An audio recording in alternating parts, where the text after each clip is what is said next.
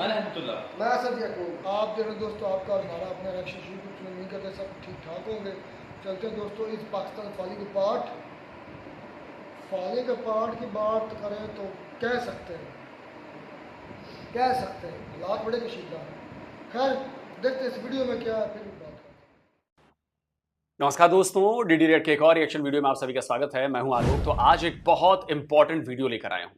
सैयद मुजम्मिल शाह का वीडियो है और जैसा कि आप सब जानते हैं, सैयद मुजम्मिल शाह को मैं बहुत पसंद करता हूं। उनकी जो बातें होती हैं प्रैक्टिकल होती हैं, लॉजिकल होती हैं और हिस्ट्री से रिलेटेड होती हैं, विद रेफरेंस होती हैं। और उनकी हर बात से मैं अग्री नहीं करता, लेकिन मैक्सिमम बातों से मैं अग्री करता हूं। मैक्सिमम बातें जो होती हैं उनकी, वो पाकिस्तानियों को जगाने के लिए होती हैं, पाकिस्तानियों के लिए होती हैं। हमारे लिए तो कम है, लेकिन हम चूंकि इसलिए इन वीडियोस को देखते हैं, उनकी बातें सुनते हैं कि उससे बहुत कुछ सीखने को मिलता है कि जैसी पाकिस्तान की कंडीशन है या जैसे पाकिस्तान की सोसाइटीज डेवलप हो रही हैं या हो चुकी हैं और किस तरह का भविष्य आगे हो सकता है, उस बारे में बहुत कुछ अंदाजा मिलता है हमें सैयद मुजम्मिल की बातों को सुनकर। और तो ये जो वीडियो है, ये है, अभी मैंने 2-3 दिन से वीडियो में बना रहा था। आपने देखा होगा, बलूचिस्तान के ऊपर वीडियो बनाया, बन्नू के ऊपर वीडियो बनाया, अभी मैंने पारा चिनार के ऊपर वीडियो बनाया। तो ये उनका सब मिला जुलाकर, ग्वादर पर भी वीडियो बनाया था मैंने, तो ये सब उनका मिला जुलाकर एक वीडियो आया है कि ओवरऑल पाकिस्तान की सिचुएशन कैसी है। और इसका टाइटल बड़ा जबरदस्त है, इज पाकिस्तान फॉलिंग अपार्ट। अब इसका मतलब समझिए, अगर मैं आसान भाषा में समझाऊं तो पाकिस्तानियों को यह बात बुरी लगेगी, लेकिन इसका मतलब यह है कि क्या पाकिस्तान टूट की दहलीज पर पहुंच चुका है। जो इसका बड़ी पिक्चर है, बिग कैनवस है, वो यही है। और जब ये बात कहता हूं तो लोगों को, पाकिस्तानियों को लगता है कि ये कैसे हम मेरे देश के तोड़ने की बात कर रहा है। मैं बात नहीं कर रहा। आपके देश के जो हालात हो चुके हैं, जिस जगह से स्टार्ट हुआ था आपका देश 15 अगस्त 1947 से, और आज 2024 में जिस जगह आपका देश पहुंचा है और जो कंडीशंस बनी हुई हैं, जो हालात बने हुए हैं, वो ये कह रहे हैं कि मेल्टडाउन शुरू हो चुका है। पाकिस्तान फॉल कर रहा है, पाकिस्तान टूटने वाला है। तो चलिए, वीडियो क्या है देखते हैं। एक कंसर्न पाकिस्तानी के तौर पे जब आप लोगों को ये सवाल करते हुए देखते हैं कि क्या पाकिस्तान का मेल्ट डाउन शुरू हो गया है, यहाँ पर सिविल वॉर की सिचुएशन है, इसके अलावा पाकिस्तान के अंदर एक टोटल वॉर दिखाई देती है, रियासत हर फ्रंट पे इंगेज कर रही है। हिस्टोरिकली क्या होता था कि पाकिस्तान की रियासत को कहीं से अपोजिशन मुल्क के अंदर और कहीं से सपोर्ट मिला करती थी। इस मरतबा जो इनके अपने प्रोपोनेंट्स थे वो तकरीबन ना होने के बराबर हो चुके हैं। और एक कंसर्न पाकिस्तानी के तौर पे जो कि इस रियासत को टैक्स देता है, यहाँ अमनो अमान चाहता है, यहाँ की कम्युनिटीज़ के लिए पीस और सिक्योरिटी चाहता है, जब मैं ये सब देखता हूँ तो तशवीश के अलावा और पेसिमिज़म के अलावा कुछ दिखाई नहीं देता। मैं एक वकेशन पे था और मुझे हज़ारों की तादाद में मुख्तलिफ़ इलाक़ों से लोगों ने जो मैसेज किए हैं, अगर मैं आपको दिखाऊं तो शायद डिप्रेशन हो जाए। जिस नौइयत के इमेजेस मैंने देखे हैं, फुटेजेस मैंने देखी हैं, जिस नौइयत का वायलेंस होते हुए देखा है, और शायद ये वो वायलेंस नहीं है जो मैं पहली बार देख रहा हूँ, क्योंकि 5-6 साल 7 साल से इस काम में लगे हुए हैं। बहुत से लोग पाकिस्तान में इससे नाशना हो सकते हैं। ये वो मुल्क है जहाँ पर 80 की दहाई से लेके अब तक मोस्टली एक्टिविज़म या कश्मीर के लिए हुआ या फ़लस्तीन के लिए हुआ, अपने मुल्क के शहरियों के लिए नहीं हुआ। और इस स्टेज के ऊपर पाकिस्तान की रियासत को जहाँ जहाँ इंगेज करना पड़ रहा है, लगता ये है कि वो ग्रेजुअली एग्जॉस्ट कर जाएगी अगर इतने फ्रंट खुल गए तो। बात मैं करूँगा 3 वाक़यात की जो कि रिसेंटली मैं कर नहीं पाया और जो मैंने हमेशा किया है। पहली चीज़, जो कुरम एजेंसी पाड़ा चिनार के इलाके में एक मैस मर्डर की सूरत हाल रही है पिछले चंद दिनों, जिसमें दवाइयाँ और ख़ुराक नहीं पहुँच पाई उस जगह तक। 49 अफराद को दिन दहाड़े गोलियों से भून दिया गया, 49 कैजुअल्टीज़। इसके अलावा तकरीबन 200 अफराद जो हैं वो इंजर्ड हैं। इसकी आपको डिटेल बताएंगे। दूसरा वाक़या गवादर का है, जहाँ पर हज़ारों ख़वातीन और मर्द सड़कों पर बैठकर एहतजाज कर रहे हैं अपने राइट्स के लिए। उनको कैसे ट्रीट किया गया, उनके मुतालिबात क्या हैं। तीसरा वाक़या जो बन्नू में अब से कुछ रोज़ पहले अमन मार्च हुई, जिसमें हज़ारों लोगों ने पार्टिसिपेट किया, वहाँ पर क्या हुआ। आगाज़ करता हूँ पाड़ा चिनार से। ये वो शहर है जहाँ पर 80 की दहाई से 6000 लोगों को मारा गया है। 6000 people killed in a single city of this country without anyone knowing. किसी को मालूम शायद नहीं है कि इस मुल्क में रिकॉर्ड बना है लाशों के अंबार और पहाड़ बनाने का, जिस पर कोई आँख नहीं रखता, देखता नहीं है कि वहाँ पर कौन क्या कर रहा है। 80 की दहाई से इस गंद का आगाज़ होता है, पहले भी था लेकिन एस्केलेट यहाँ पे करता है जब ज़ियाउल हक सबसे बड़ी बीमारी पाकिस्तान की नाफिज़ होते हैं यहाँ पे, और उसके बाद नाफिज़ होने के वो अपनी एक particular hard line fundamentalist ideology को लेजिस्लेट करवा लेते हैं, जिससे चंद ऐसे ग्रुप्स तगड़े हो जाते हैं जो जाके अहले तशी माइनॉरिटी के गले काटना शुरू हो जाते हैं। आज तक ये 49 अफराद में से जो कैजुअल्टीज़ हुई हैं, तकरीबन 38 से ज़्यादा अहले तशी हैं इसमें से। और दूसरी चीज़ ये है कि इस मरतबा जो वायलेंस का आगाज़ हुआ, पहले ये बताऊंगा, फिर हिस्ट्री क्या है पाड़ा चिनार के अंदर वायलेंस की वो बताऊंगा।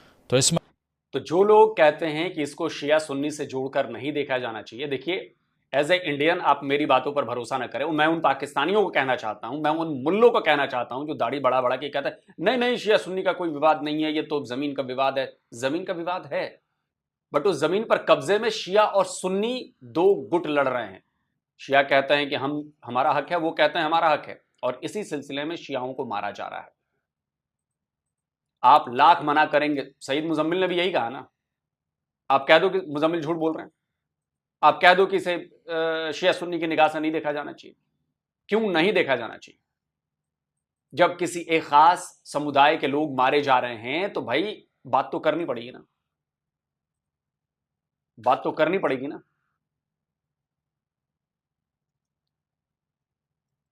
तो इस मरतबा क्या हुआ, अगर इसकी बात करें तो कुछ फैमिलीज़ जो कि बोशहरा और मलिखेल ट्राइब्स में से हैं, इनके दरमियान में लैंड डिस्प्यूट पे लड़ाई होती है। कुछ लोग जो अब ये समझ रहे हैं ना कि ये प्योरली सेक्टेरियन इशू है, तो अब ऐसा नहीं है, ये इशूज़ मज़ीद एम्पलीफाई करके मुख्तलिफ़ नौइयत के हो गए हैं। इस मरतबा लड़ाई सिर्फ मजहबी बुनियादों पर नहीं हुई बल्कि लैंड डिस्प्यूट पर होती आ रही है, और ये वो लैंड डिस्प्यूट हैं जो 47 से पहले के हैं। फेलियर देखिए कि 80 साल होने वाले हैं इस रियासत को बने, लेकिन अपनी रिट नाफिज नहीं करवा सकी वहाँ पर जो लैंड रिकॉर्ड सिस्टम का नाफिज करना या रेवेन्यू डिपार्टमेंट के तहत ज़मीनों का बांटा जाना, वो नहीं कर सकी। जिसका जितना दिल किया उतनी ज़मीन लपेट ली, बाद में उस पर लड़ाई शुरू हुई, वायलेंस किया, जिसको मर्ज़ी मार दिया, कोई पूछने वाला नहीं है। और एंड पे अली अमीन गंडापुर जो कि पख्तूनख्वा का चीफ़ मिनिस्टर है, वो क्या कह रहा है कि जिरगे को चाहिए कि वो बैठ के डिस्प्यूट को रिजॉल्व कर ले। जनाब, अगर सारे फ़ैसले जिरगे नहीं करने हैं तो आप किस रियासत के नुमाइंदे हैं? आप वहाँ पर क्या कर रहे हैं? अदालतें कहाँ पर हैं? अगर आपने फ़ाटा को ज़म किया है खैबर पख्तूनख्वा के अंदर, तो वहाँ रियासत की रिट कहाँ पर मौजूद है? उसको अदालती निज़ाम के अंडर किसने लेके आना है? कहाँ है रेवेन्यू डिपार्टमेंट? कहाँ है लैंड डिस्ट्रीब्यूशन का रिकॉर्ड? ये सिर्फ जो दहाइयों पुरानी जो वहाँ पर खाते थे उसके मुताबिक अपनी मैन पावर के ऊपर जिसने जितना कब्ज़ा करना था वो कर लिया। और दूसरी चीज़ ये है कि जिस तरह के हथियारों का वहाँ पर इस्तेमाल किया गया है, अगर देखा जाए तो ये यकीन नहीं आता कि आम शहरी इस तरह के हथियार लेकर बैठे हुए हैं वहाँ पे। मोटर शेल्स हैं उसके अंदर, इसके अलावा उसके अंदर आपको दिखाई देगा रॉकेट लॉन्चर से हमले किए गए हैं। फुटेज देखें तो लगता है कोई वीडियो गेम की फुटेज है। इतना हैवी फायर है कि पैलेस्तीन के अंदर इतना हैवी फायर किसी वीडियो में रिकॉर्ड नहीं हुआ होगा शायद, जितना इस फुटेज में मैंने देखा है होते हुए।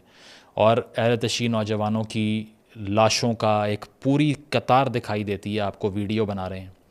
एक और वीडियो है जिसमें गले के ऊपर चढ़ के ज़िबा कर रहे हैं और साथ नारे बुलंद कर रहे हैं। ये सब कुछ इस रियासत के अंडर हो रहा है, लेकिन चूँकि वो डीह्यूमनाइज्ड हैं इसीलिए किसी को फ़र्क ही नहीं पड़ता उससे। हाँ, किसी ऊँट की टांग कट जाए यहाँ पे तो उस पर पूरा मुल्क रोता है। मिसाइलों तक का इस्तेमाल हुआ है, आप समझिए इस बात को, मिसाइलों तक का इस्तेमाल हुआ है इस लड़ाई में। मिसाइलें सिर्फ वो नहीं होती जो बड़ी बड़ी होती हैं, आईसीबीएम और एमआरबीएम। मिसाइलें उन्हें भी कहते हैं जो स्ट्रिंगर मिसाइल जो कंधे पर रखकर भी मारी जाती हैं, उन्हें भी मिसाइल कहते हैं। आपने कभी देखा है वो स्ट्रिंगर मिसाइल जो कंधे पर रखकर मारी जाती है? अफगान वॉर में ये बहुत ज्यादा यूज हुआ था। सोवियत संघ और अफगान वॉर में ये स्ट्रिंगर मिसाइलें बहुत ज्यादा यूज हुई थी। इन्हें भी मिसाइल कहते हैं। इन मिसाइलों का इस्तेमाल हुआ है यहां पर, स्ट्रिंगर जैसी मिसाइलों का। स्ट्रिंगर मिसाइलें तो हेलीकॉप्टर मारने में यूज की जाती थी, लेकिन इन जैसी मिसाइलों का भी इस्तेमाल किया गया है यहां पर। इसके अलावा अगर इस्लामाबाद के अंदर या लाहौर के अंदर इसका 1% भी होता, मैं ये नहीं कहता कि यहाँ किसी शहरी की जान की हिफाजत नहीं करनी चाहिए, लेकिन उसको अटेंशन कितनी मिलती है आप ये देखिए, और मेन स्ट्रीम से डिस्कोर्स तकरीबन गायब है। इसकी तारीख़ में अगर जाएँ तो इससे पहले भी ये हुआ कि सिपा साहबा, लश्कर जंगवी, जैश मोहम्मद, ये ग्रुप्स जब तगड़े हुए तो इन्होंने यहाँ पर लोगों को इसीलिए मारना शुरू किया कि एक तो ये अहले तशी हैं, नंबर 2 ये ईरान को सपोर्ट करते हैं, ज़ैनबीयून, फ़ातमीयून के मेंबर्स हैं जो कि सीरिया में सुन्नियों को मारती है, तो इसी वजह से इनसे हमने बदला लेना है। और 2015 में भी एक अटैक किया था यहाँ पे, जिसमें जवाब ये दिया गया कि दरअसल ये सीरिया जाके हमें मार रहे थे, हमने यहाँ इनको मार दिया। और इसके साथ साथ ये कि 2008 में कुरम तो कम्प्लीटली पाकिस्तान से कट गया था। उसकी वजह यह है कि अपर कुरम के इलाके में जो मेजॉरिटी है अहले तशीस की वो रहती है, उनको नीचे आने के लिए लोअर कुरम से गुज़रना पड़ता है, जहाँ पर कोई सुन्नी मेजॉरिटी थी उस टाइम पे, तो उनका रास्ता ही बंद हो गया, वो अफ़गानिस्तान से होके आ रहे थे। 2007 से 10 के दरमियान 3000 लोग मरे। 3000 लोगों के मरने के बाद 2011 में एग्रीमेंट होता है जिसको मरी अकॉर्ड्स कहते हैं। अब मरी अकॉर्ड्स के तहत ये डिसाइड हुआ था कि डिस्प्ले ऑफ वेपन नहीं किया जाएगा वरना 10 लाख जुर्माना है। ये डिसाइड हुआ था कि कोई भी कत्ल का बदला नहीं लेगा वरना 20 लाख रुपए जुर्माना है।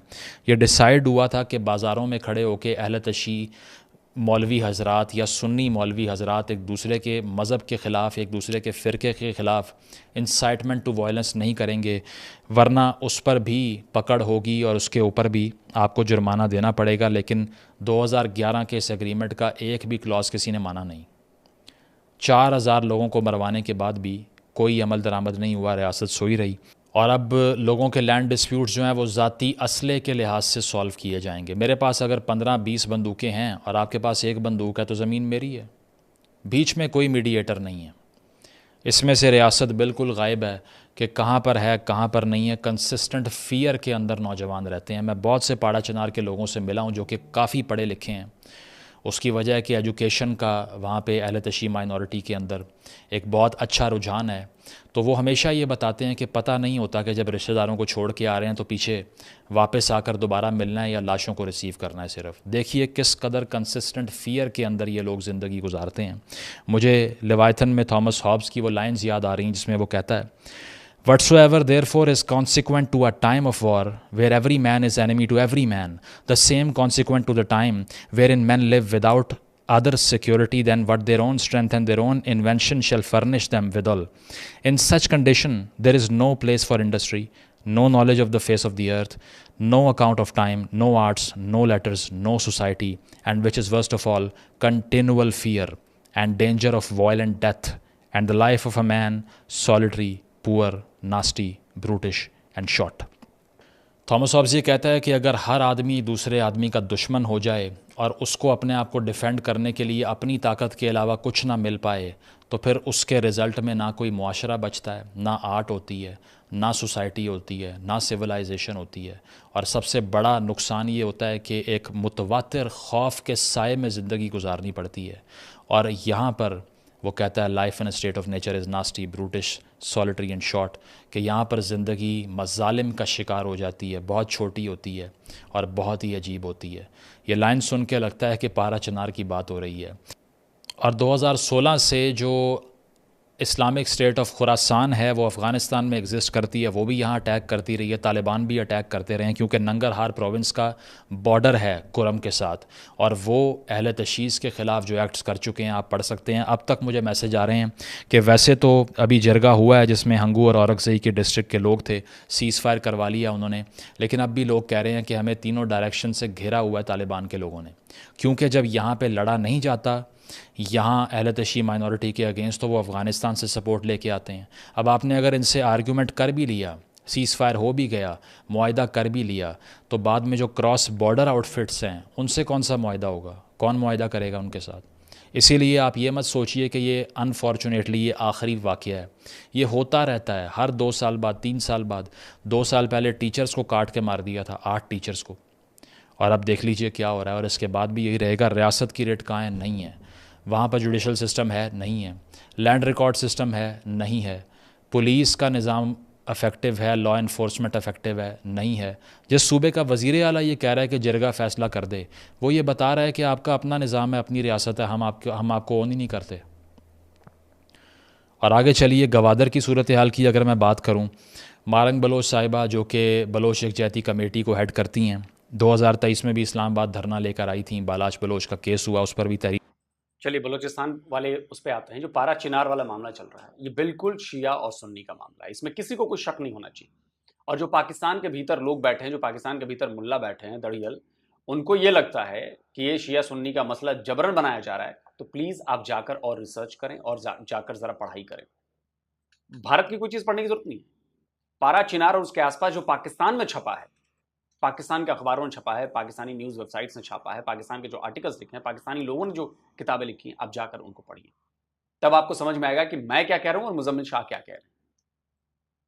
रिपोर्ट है ना, ये स्क्रीनशॉट लगा दो, पिछले 8 साल में 4000 शियाओं का कत्ल हुआ यहां पर। और अभी जो सबसे ताज़ा घटना हुई है, ईरान के न्यूज़पेपर का मैं आपको स्क्रीनशॉट दिखा रहा हूं। ईरान के 44 से ज़्यादा, ये पुरानी हो गई, 3-4 दिन पुराना स्क्रीनशॉट है, 44 उस समय तक आ गया था कि 44 लोगों को, शिया मुसलमानों को मारा गया। कोई कह रहा था कि पाकिस्तान में तो वो अहमदिया मुसलमानों को उनको मानते ही नहीं, कादियानी को तो मुसलमान है ही नहीं, हम तो बिल्कुल नहीं मानते मुसलमान। अच्छी बात है, ये मुझे पता है कि जुल्फ़िकार अली भुट्टो ने ये कानून बना दिया था, आपके कॉन्स्टिट्यूशन में लगा दिया था। लेकिन यकीन मानिए, जिस दिन मान लो शियाओं के पास ताकत आ गई और उन्होंने कह दिया कि जी सुन्नियों को तो हम मुसलमान मानते ही नहीं इस देश में, क्या होगा उस दिन? अभी तो चलो अहमदिया कम हैं, कमज़ोर हैं, आपने दबा दिया, बेचारे कुछ कर नहीं पाए। जिस दिन कोई मेजोरिटी में आ गई और जो ताकतवर आ गए, उन्होंने कहा कि सुन्नी मुसलमानों को मानते ही नहीं मुसलमान, हमने अपने आईन में लिखवा दिया, नहीं हो तुम लोग मुसलमान, क्या कर लेंगे आप? सेम वही सिचुएशन है जो आपने अहमदिया मुसलमानों के साथ किया। आप कहते हो अहमदिया मुसलमान नहीं, कल को दूसरा कोई फिरका उठ के जो मजबूत हो जाए, सरकार में भी आ जाए, ताकत भी आ जाए, वो कह दे कि जी हम आईन में आज से लिखवाते हैं सुन्नी मुसलमान नहीं, सिर्फ शिया मुसलमान है और कोई और मुसलमान नहीं। क्या करोगे उस दिन? तो उस दिन से डरिए, जो आज आपने काम किए हैं वो आपके ऊपर भी पलट के आएगा। क्योंकि आप सुन्नी मुसलमान हैं, आप बहुत ताकतवर हैं पाकिस्तान में, सब कुछ आपके पास है, तो आपने कह दिया कि जी अहमदिया जो हैं उनको हम मुसलमान मानते ही नहीं। शियाओं के साथ भी आप लोग यही करने वाले हैं। लेकिन जिस दिन दूसरे की ताकत आई, दूसरे फिरके की, वो फिर आपको बताएगा। उस पर भी तहरीक चलाई थी इन्होंने।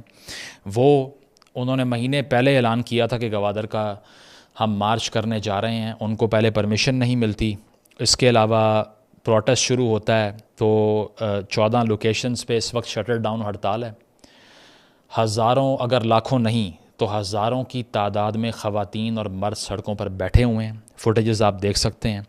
इसके अलावा इंटरनेशनल अटेंशन मिल रही है, ग्रेटा थर्नबर्ग की तरफ से पिक्चर लगाई गई, स्टैंड विद बलोचिस्तान, जेनोसाइड का लफ्ज़ इस्तेमाल कर दिया उन्होंने। इसको बलोच राजी मुछी वो तहरीक कह रहे हैं, यानी कि नेशनल गैदरिंग ऑफ बलोच।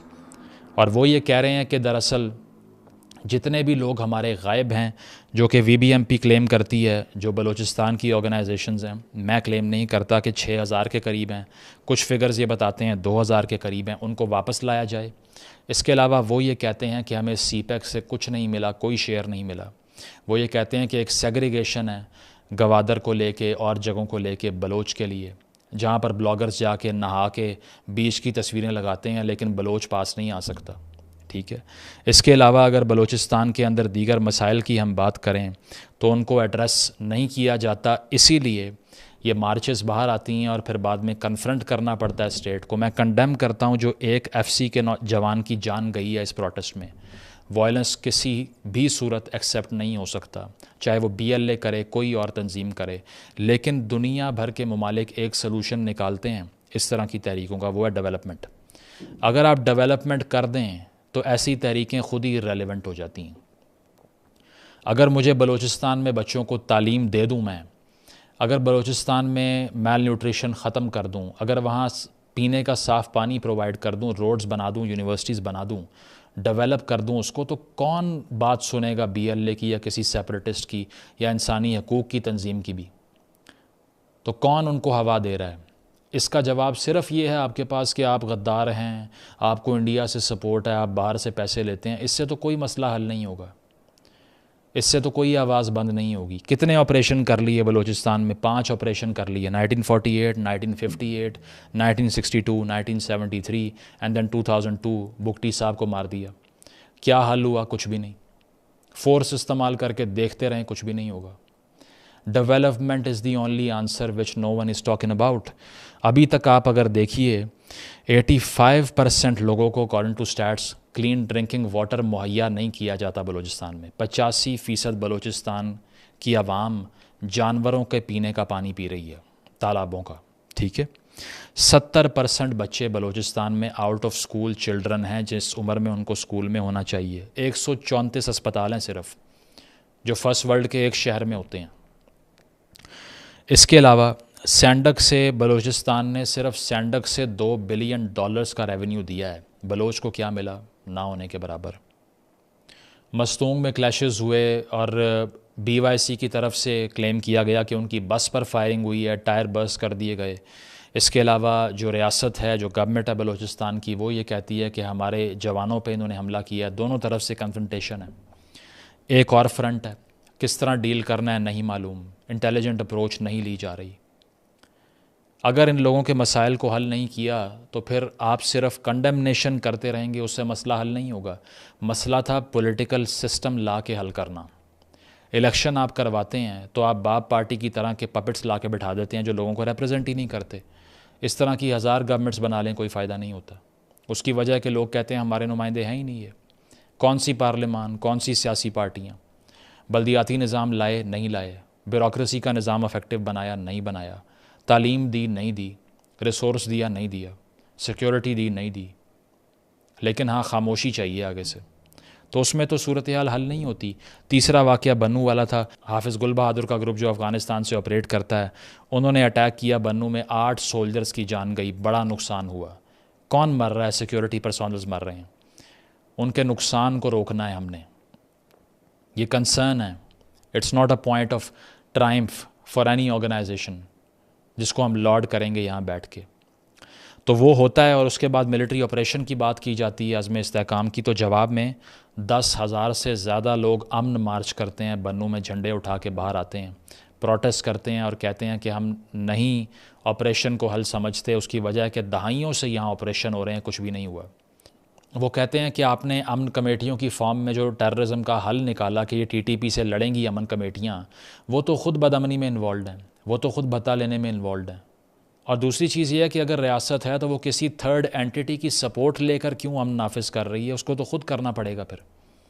तो उसके ख़िलाफ़ वो मार्च करते हैं और वहाँ पर एक्यूज़ किया जाता है कि वो कंटोनमेंट की तरफ बढ़े, एक दीवार को गिराया, कुछ लूट मार के इल्ज़ाम भी लगे कि वहाँ सामान उठाया गया। जवाब में फायरिंग हुई। HRCP ये क्लेम करता है कि 5 लोगों की जान गई। लोकल्स जो मुझे बता रहे थे वो कह रहे थे कैजुअल्टीज़ ज़्यादा हैं। स्टेट कहती है कि गालिबन 1 है। इसके बावजूद प्रोटेस्टर्स के ऊपर फायरिंग हो गई। अगर किसी ने कुछ चोरी किया, कोर्ट में पेश करो और बाद में कन्विक्ट कर दो, उसको जो लॉ कहता है वो कर दो।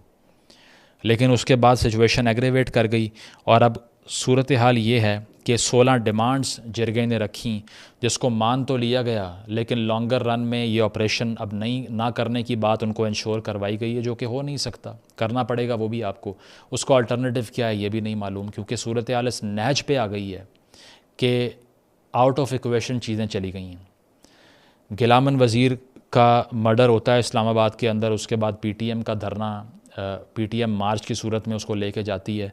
अब 11 अक्टूबर को पश्तून कौमी जिरगे का उन्होंने ऐलान कर दिया, यानी कि अदालत लगाएंगे अपनी। और रीसेंट स्टेटमेंट्स आप देख लीजिए PTM के हेड्स की, बेशक वो मंजूर पश्तीन क्यों ना हो, वो कह रहे हैं कि शायद अब हमारा रहना मुश्किल हो गया आपके साथ। तो ये वो चीज़ें हैं जिसको कर्टेल आप फोर्स से नहीं कर सकते। मंजूर पश्तीन हजारों लोगों की अपनी बैठकों में क्या कहते हैं और किस तरह के नारे लगते हैं वो मैं आपको सुनवाना चाहूंगा, तभी आपको ये बात समझ में आएगी कि मैं या कोई भी भारतीय क्यों कह रहा है कि पाकिस्तान ऐसी दहलीज पर पहुंच गया है जहां पर उसके टूटने के खतरे बढ़ चुके हैं, उसके टुकड़े टुकड़े होने वाले हैं। सुनिए।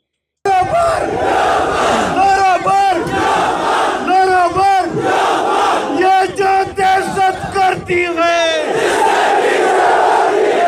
ये जो दहशत करती है, ये जो गुंडा करती है, ये जो गुंडा करती है, ये जो पश्तूनों का कत्लेआम है,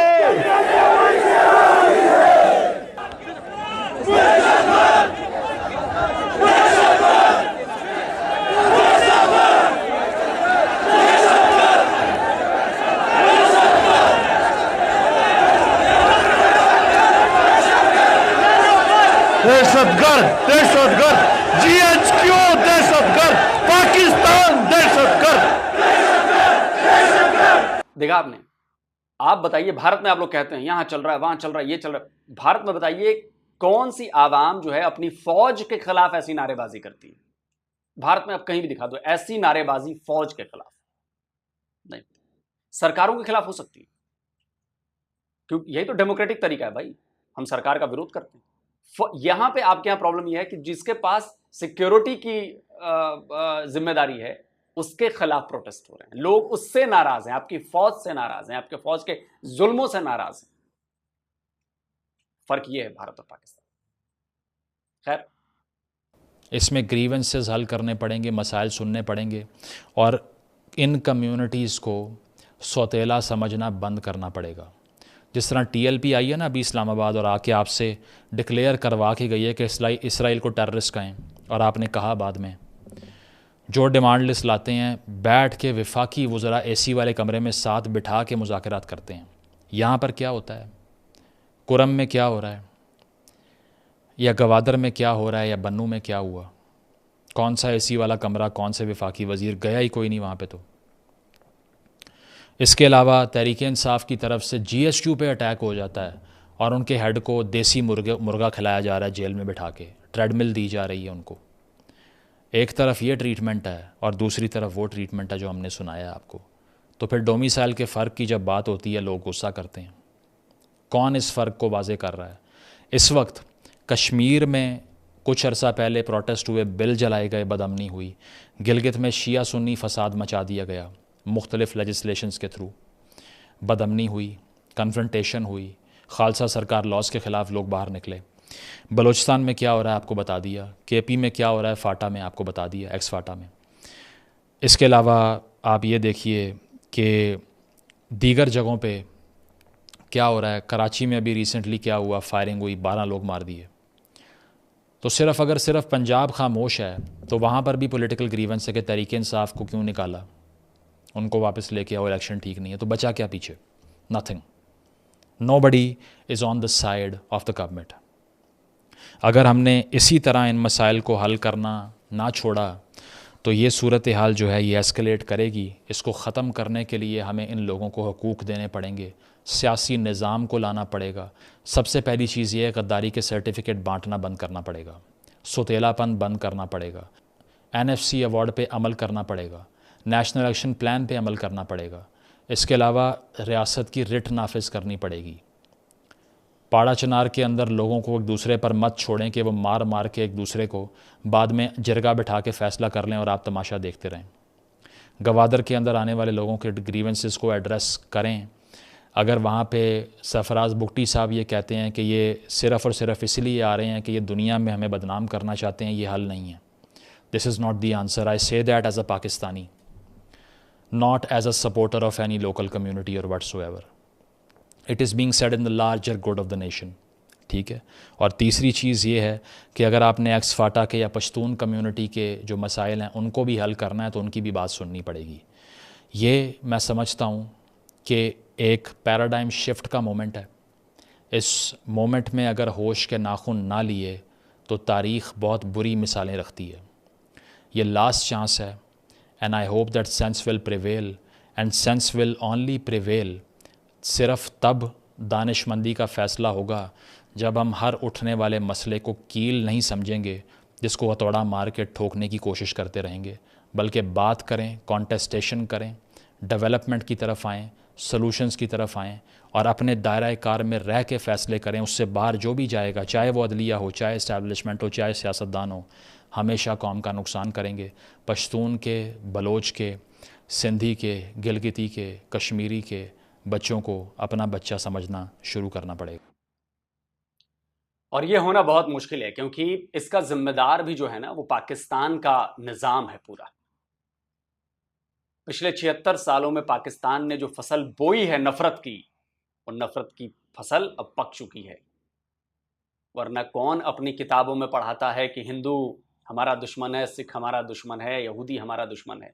अरे लोगों को समझना पड़ेगा कि ये नफरतें जिनके खिलाफ आप पढ़ा रहे हो उनका कुछ नहीं बिगाड़ रही हैं, वो आपका बिगाड़ रही हैं, आपके बच्चों का, आपकी फैमिली का, आपकी सोसाइटीज का, आपके मुल्क का। और आज यही नफरतें, जिन नफरतों से आपने दूसरों को डराना चाहा, धमकाना चाहा, आज वही नफरतें निकल रही हैं। इसीलिए हम कहते हैं कि पाकिस्तान टूट की कगार पर है। बाकी आप खुद समझदार हैं, सारी बातें कही नहीं, मैं इसमें ज्यादा कुछ ऐड ऑन नहीं करूंगा। बस प्रॉब्लम है, आप लोगों ने देख लिया, हर जगह पाकिस्तान में प्रॉब्लम है, और अगर पाकिस्तान शांत है तो वहां भी प्रॉब्लम बढ़ने वाली है। जल्दी मिलता हूं एक और नए वीडियो के साथ। नमस्कार। तो जी दोस्तों, वीडियो होगी ख़त्म।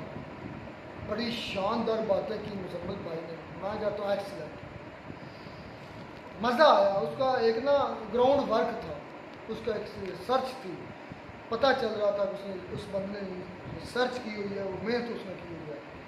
तो उसकी बातों से लग रहा था कि ये वाकई ऐसा है। मतलब कि जो बंदे नहीं ना मानते पारा चनार के जो इंसिडेंट है, जिसमें लोग सब ने मुल्लाओं को भी मुखातब किया है, तो पारा चनार को उसमें साबित किया जड़ से कि ज़ियाउल हक ने, मतलब कि जब ज़ियाउल हक नाफज हुए थे, इधर उन्होंने इधर मार्शल लॉ लगाया था, तो उस वक्त उसके बाद से एक ख़ास किस्म का जो टोला है, वो मतलब जारी बात है, वो बार वो अहले सुन्नत के लोगों को कर रहे हैं, तो वो इधर जो है ना हुक्मरानी करना शुरू हो गया, शियों को कत्लेआम शुरू कर दिया। तो नफरत तो है, लेकिन मुझे समझ नहीं आती यार हमारे, मैं पिछली वीडियो में भी ये बात कर रहा था, जब ये कन्फ्लिक्ट पर वीडियो आई थी ना इसकी पारा चनार पर, तो मैंने फिर अपने एरिया से साबित किया था कि मेरे अपने गांव के अंदर 8-10 घर हैं, नहीं 8-10 से ज़्यादा, इससे भी कम शायद होगा, क्योंकि अब अलतशी के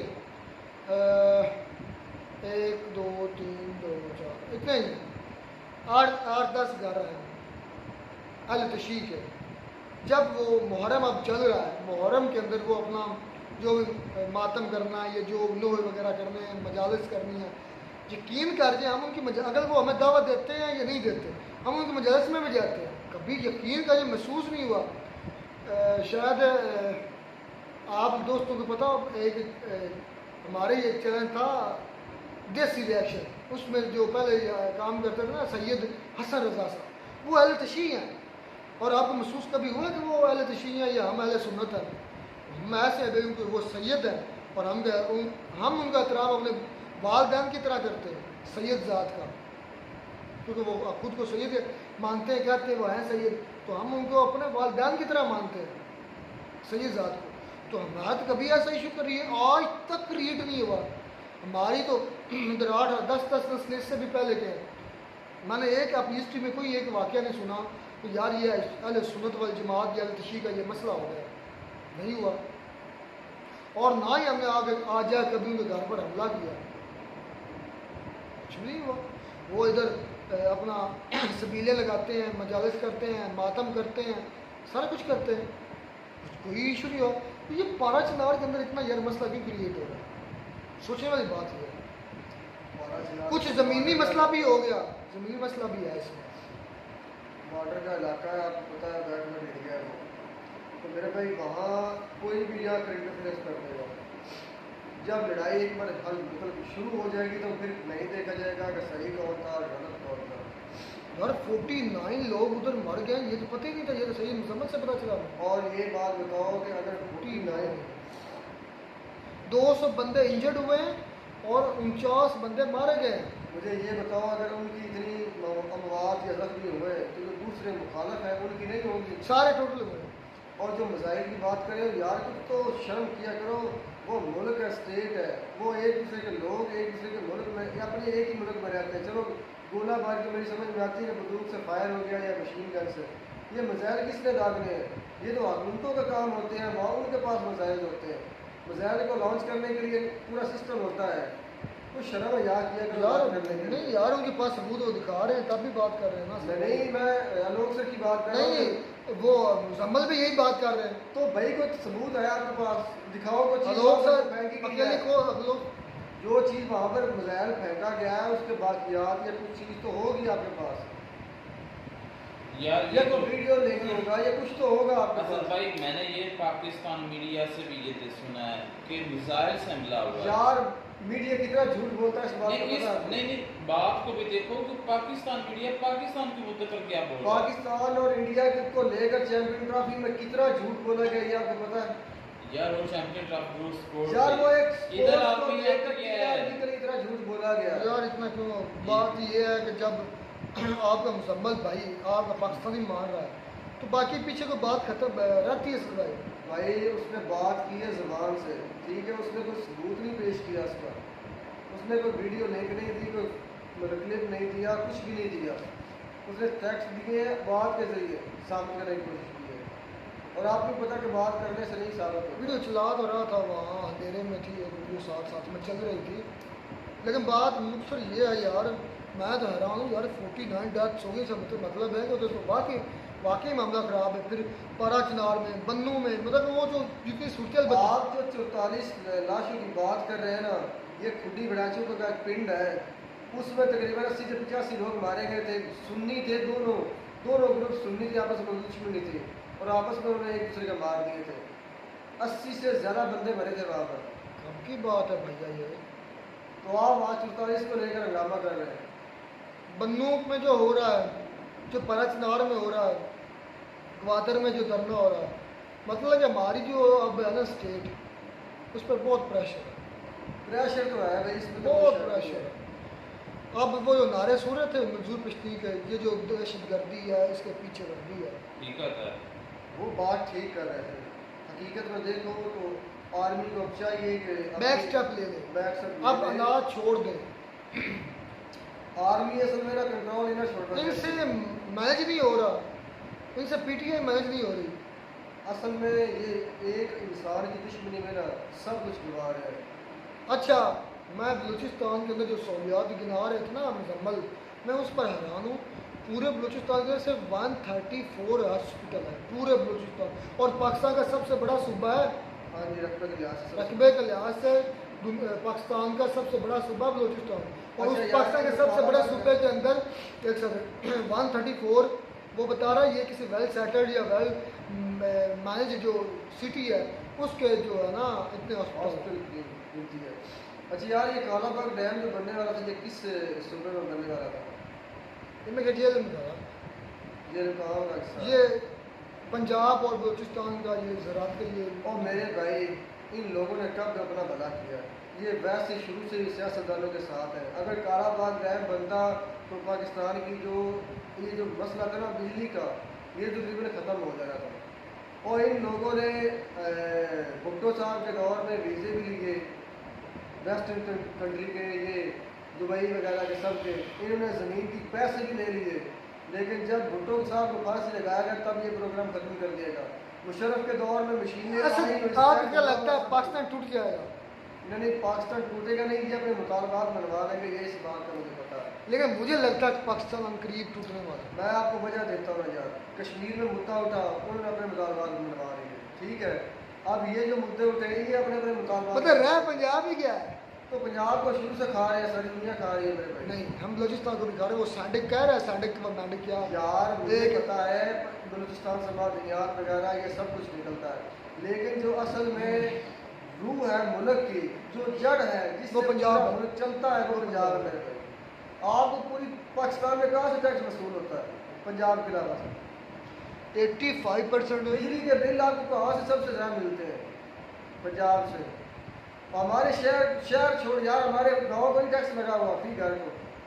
ये असल में बात ये है रहने वाली जगह को टैक्स लगा वो हुआ जो है। भी प्रेशर प्रेशर डाले जा रहे हैं, दबाव डाले जा रहे हैं, हम निकलते नहीं, हम बोलते नहीं, इस वजह वो से निकल वो रहे। और मज़ीद बढ़ाते जा रहे हैं। और जहाँ तक रही बात पाकिस्तान की, तो आपकी अपनी सोच है, लेकिन मुझे बात खतरे में नज़र आ रही है यहाँ पर। हकीकत जो है, रहमतुल्लाह, बलूचिस्तान अलग, KPK अलग और पंजाब अलग हो तुम्हें पता जाएगा। है बलूचिस्तान का सबसे बुरा वक्त कौन सा था जब वो पाकिस्तान से अलग हो सकता था? वो सुल्तान अकबर बूटी, वो उस वक्त हालात वो और थे। मेरी बात सुन ले। उस वक्त मीडिया नहीं था, आम यार, आवाम मेरी जो है, बात सुन सोशल ले। मीडिया नहीं था। वो मेरे भाई मेरी बात सुन लो।